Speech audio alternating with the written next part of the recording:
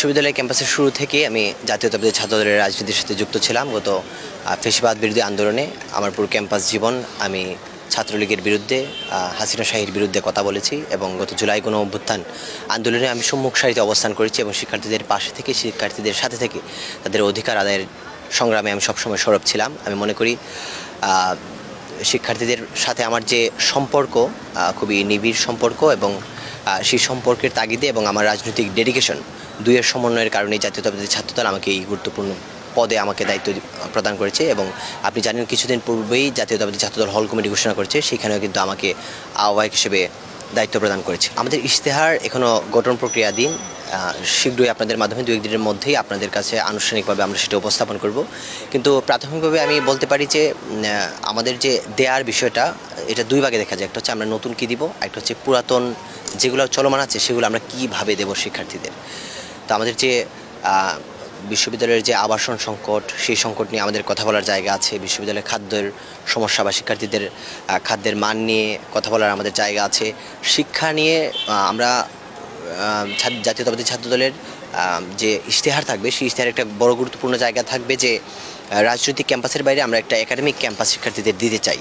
এই academic campus মানে হচ্ছে শিক্ষার্থীদের ভর্তি প্রক্রিয়া এবং শিক্ষক নিয়োগ এবং শিক্ষক মূল্যায়ন, এই দুইটা প্রক্রিয়াকে আরও সমন্বয় এবং উন্নত আধুনিক করে তোলা।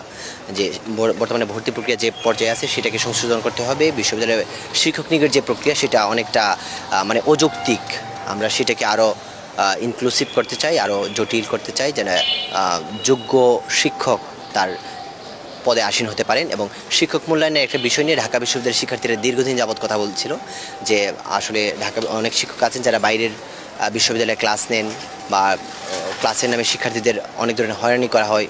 তো এইসব বিষয়ে শিক্ষক মূল্যায়নের একটা বিষয় ছিল। আমরা এটা দ্রুততম সময়ে চালু করার জন্য দায়বদ্ধ থাকবো শিক্ষার্থীদের কাছে। তার পাশাপাশি আরও অনেক বিষয় আছে, যাতায়াত বিষয়টা আছে, শিক্ষার্থীদের ক্যাম্পাসের যে নিরাপত্তা এই বিষয়টা আছে, নারী শিক্ষার্থীদের যারা ক্যাম্পাসের বাইরে আছে তাদের আসা যাওয়ার একটা বিষয় আছে। এই সব কিছু বিষয়কে আমরা প্রায়োরিটি দিব।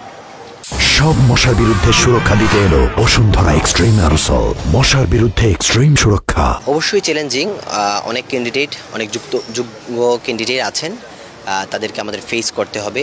অবশ্যই গণতান্ত্রিক প্রক্রিয়ায় হার জিত উভয়ই আছে। আমরা যেমন জয়ের জন্য প্রস্তুতি নিচ্ছি, তেমনি আমরা মানসিকভাবে প্রস্তুত হারের জন্য।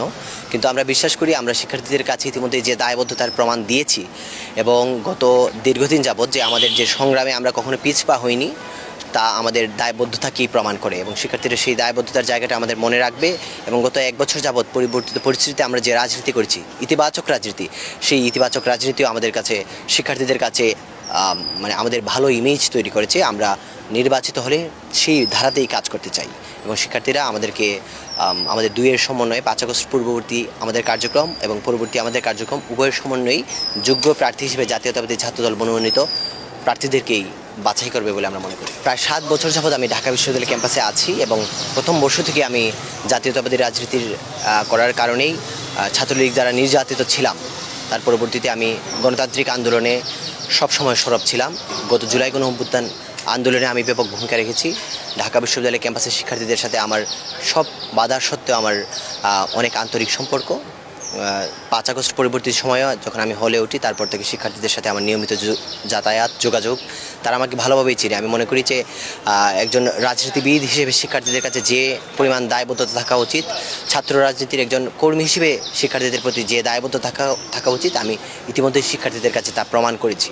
আমি বিশ্বাস করি শিক্ষার্থীদের আমাদের সম্পর্ক এবং 5 আগস্ট পূর্ববর্তী এবং পরবর্তী আমাদের যে কার্যক্রম ছিল, সব কিছু মিলিয়ে সব বিবেচনায় আমাকে তাদের প্রার্থী হিসেবে বাছাই করে নেবে। 5 আগস্ট পূর্ববর্তী সময়ের দায়বদ্ধ রাজনীতি না, আগামীতে যদি আমরা নির্বাচিত হই, জাতীয়তাবাদী ছাত্রদলের প্যানেল থেকে যদি আমরা নির্বাচিত হতে পারি, তাহলে শিক্ষার্থীদের সকল বিপদে আপদে সুখে দুঃখে আমরা তার পাশে থাকব। শিক্ষার্থীদের যে কোনো দাবি দেওয়া কখনোই যাতে কোনোভাবে বাধাগ্রস্ত না হয়, সেই জন্য আমরা সামনে দাঁড়িয়ে শিক্ষার্থীদের দাবি আদায়ে নেতৃত্ব দেবো ইনশাল্লাহ। তুমি একটা বিষয় আলোকপাত করতে চাই যে আসলে আমরা শিক্ষার্থীদের কাছে যখন যাই তখন তারা আসলে অনেক প্রার্থী হওয়ার কারণে বারবার অনেকে যাবে, সেক্ষেত্রে অনেকে বিরক্ত হবে। কিন্তু এটা একটা গণতান্ত্রিক প্রক্রিয়ার জন্য খুবই গুরুত্বপূর্ণ বিষয় যে প্রার্থীরাই শুধু শিক্ষার্থীদের বা ভোটারদের রিচ করবে না, ভোটারদের দায়বদ্ধতা আছে যে যোগ্য প্রার্থীকে চিনে নেয়ার।